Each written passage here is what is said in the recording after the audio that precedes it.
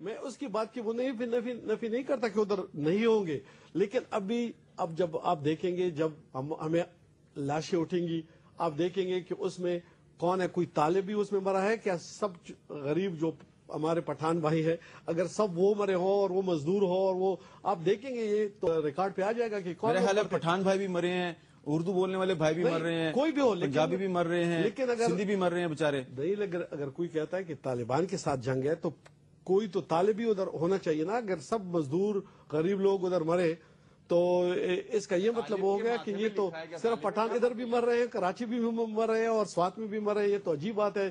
اچھا، ہم کوشش یہ کر رہے ہیں کہ ہم نے پاکستان کی جو 4 بڑی پولیٹیکل پارٹیز ہیں، پاکستان پیپلز پارٹی، مسلم لیگ نون، عوامی نیشنل پارٹی اور متحدہ قومی موومنٹ، ان کے قائدین کو اکٹھا کیا ایک پروگرام میں، اور کوشش یہ کریں گے کہ ڈائلاگ کے ذریعے یہ کسی مسئلے کا مشترکہ حل ہمیں تجویز کریں. وقفے کے بعد ہم اپنی گفتگو جاری رکھیں گے.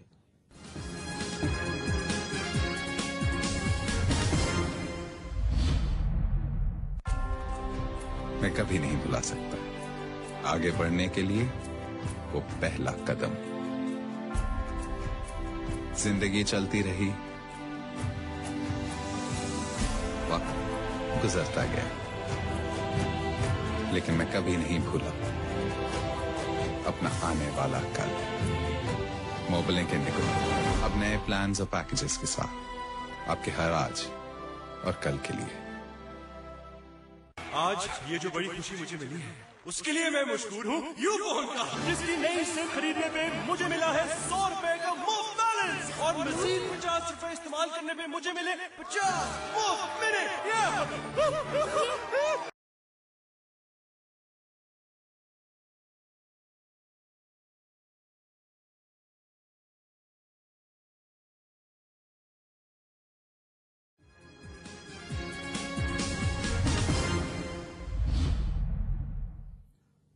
وقفے کے بعد گفتگو میں دوبارہ خوش آمدید.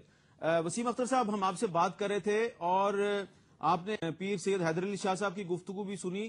وہ کہہ رہے ہیں کہ وہاں پہ کراچی میں پشتون مر رہے ہیں. یقیناً کراچی میں صرف پشتون نہیں بلکہ اردو بولنے والے مہاجر، پنجابی، بلوچ، سب غریب لوگ جو محنت کش ہیں ان کی جانیں جا رہی ہیں اور ان کا روزگار وہاں پہ خطرے میں ہے.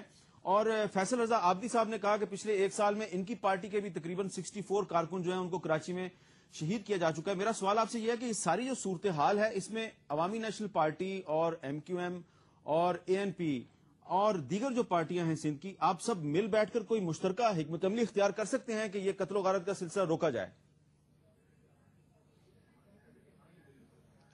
حامد صاحب، آج بھی میٹنگ ہو رہی ہے سی ایم ہاؤس میں، اس کے بھی نتائج آپ کے سامنے آ گئے ہوں گے.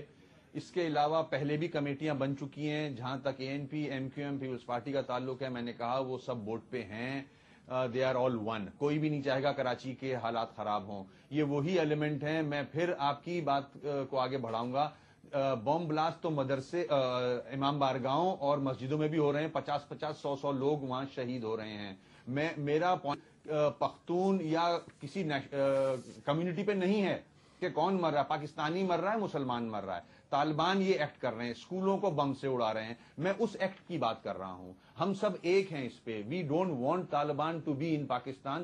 طالبان آئیں، رہنا ہے، پناہ لینی ہے، 100 بسم اللہ. مگر دہشت گردی جو ہو رہی ہے، جو ڈی اسٹیبلائز کرنا چاہ رہے ہیں، اس کے ہم اگینسٹ ہیں. اب تو میں سمجھتا ہوں ریزولوشن کے بعد تو نون بھی اور ساری جماعتیں متفق ہیں کہ صوفی محمد کی جو شریعت ہے وہ فیل ہوئی ہے، وہ امپلیمنٹیشن اس کی غلط تھی. جی، آپ نے نون کی بات کی. آپ دیکھ لو لاہور میں مال پہ نون کی بات کی. احسن اقبال صاحب، آپ کہہ رہے ہیں کہ نون بھی اب آن بورڈ ہے، لیکن جب کل آپریشن شروع ہوا بنیر اور دیر کے علاقے میں تو آپ نے کچھ ریزرویشنز شو کی. دیکھیے، ہم نے تو یہ کہا تھا کہ اب جبکہ ملک کے اندر ایک کنسنسس ہے کہ ہم شدت پسندی کو کوئی بھی حمایت کرنے کے لیے تیار نہیں. حد یہ کہ کئی مذہبی جماعتوں نے بھی برملا مخالفت کی، جس طریقے سے بنیر کے اندر کچھ گروپ داخل ہو گئے تھے، تو اس کنسنسس کا فائدہ اٹھانا چاہیے تھا. اب مکمل طور پر تمام سیاسی جماعتوں کو باہر رکھتے ہوئے ملٹری آپریشن شروع کیا گیا. بالکل ٹھیک کیا گیا ہوگا، میں نہیں کہہ سکتا کہ ٹھیک ہے کیا اس کے اسباب ہیں، لیکن ہم اس کے بارے میں بلینک ہیں. ہمیں اعتماد میں نہیں لیا گیا، جبکہ ہم نے تو خود کہا تھا کہ اس موقع پر ہم خود غیر مشروط تعاون دینا چاہتے ہیں. اور قومی اسمبلی کے اندر میں نے یہ مطالبہ کیا تھا کہ آپ اسمبلی کو، جو کہ ملک کا سب سے بڑا ادارہ ہے، اس کو بریفنگ دیجئے کہ ہمیں پتہ چلے حالات کیا ہیں، کون لوگ یہ کر رہے ہیں، ہماری کیا آپشنز ہیں.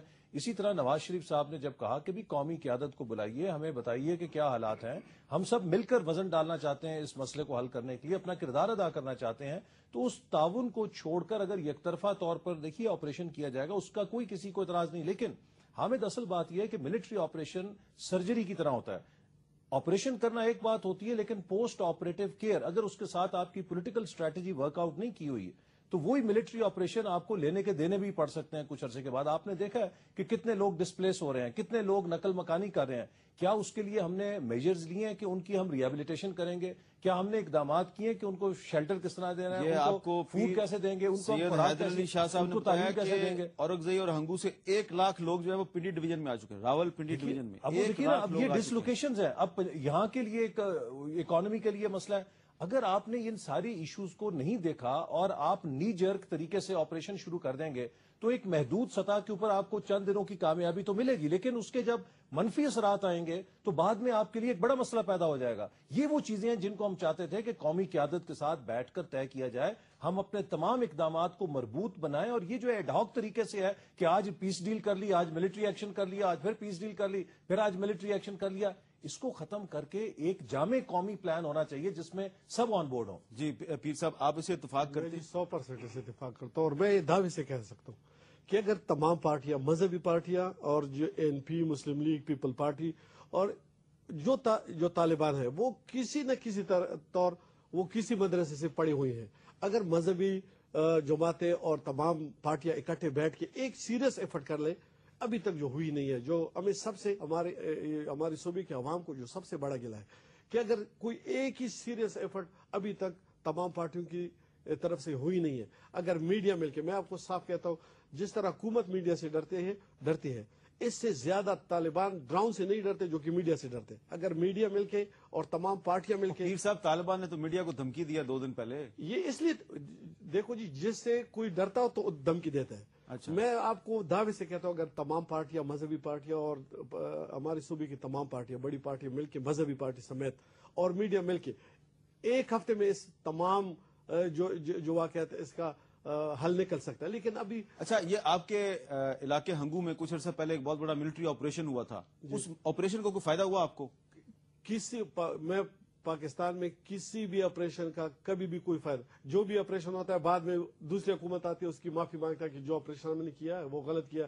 تو جو بھی آپریشن پاکستان میں ہوا ہے اس سے پہلے یا اس کے بعد بھی جو ہوگا پھر بھی معافی مانگنی پڑے گی. اس لیے میں حسن اقبال صاحب سے 100% ایگری ہوں کہ اس کا ایک ہی حل ہے کہ تمام پارٹیاں تمام کام چھوڑ کے صرف ایک چیز پہ, اگر ایک ہمارا صوبہ امن ہو جائے تو میرے خیال میں پوری پاکستان میں امن ہو جائے. جی فیصل رضا عابدی صاحب, آپ کی پارٹی جو ہے وہ مرکز میں بھی حکومت کر رہی ہے, سندھ میں بھی حکومت کر رہی ہے, اور آپ خود کہہ رہے ہیں کہ پچھلے 1 سال میں آپ کی پارٹی کے 64 کارکن شہید ہو چکے ہیں. تو اگر صورتحال اتنی خراب ہے تو کیوں آپ کی قیادت جو ہے وہ سر جوڑ کر نہیں بیٹھتی اور ابھی تک قومی کانفرنس کا انعقاد کیوں نہیں ہو رہا؟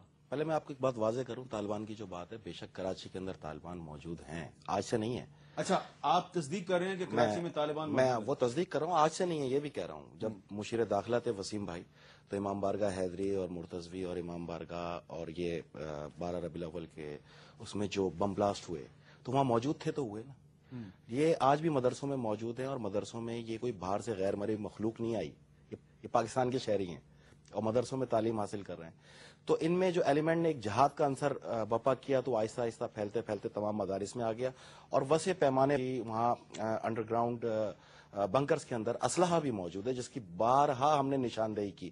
اس وقت جب وسیم صاحب مشیر داخلہ تھے اس وقت بھی کی, آج بھی کر رہے ہیں, اور ہم نے ہمیشہ آپریشن کا تقاضا کیا. اور کراچی کو اس وقت ایک وسیع پیمانے پہ آپریشن کی ضرورت ہے. میں ہوں, وسیم صاحب ہو یا کوئی ہو, جس کے پاس اسلحہ ہو آپ لے جائیں, اس کو اسلحے کو صاف کر دیں. آپ کراچی میں آپریشن کی تجویز دے رہے ہیں؟ میں اسلحے کے خلاف بالکل آپریشن کی تجویز دے رہا ہوں. Senator Faisal Raza Abidi, president Pakistan peoples party Karachi. جی ہاں بالکل. Proposing operation in Karachi. Yes, اس کے اسلحے کو صاف کرنے کی. جی وسیم اختر صاحب, آپ مشیر داخلہ تھے, اس وقت یہ کہتے ہیں کہ اس وقت بھی ہم نے نشاندہی کی, یہ تصدیق کر رہے ہیں کہ کراچی میں واقعی طالبان موجود ہیں, لیکن ان کی تجویز کے بارے میں آپ کا کیا خیال ہے؟ یہ کراچی میں ایک بڑے آپریشن کی تجویز پیش کر رہے ہیں.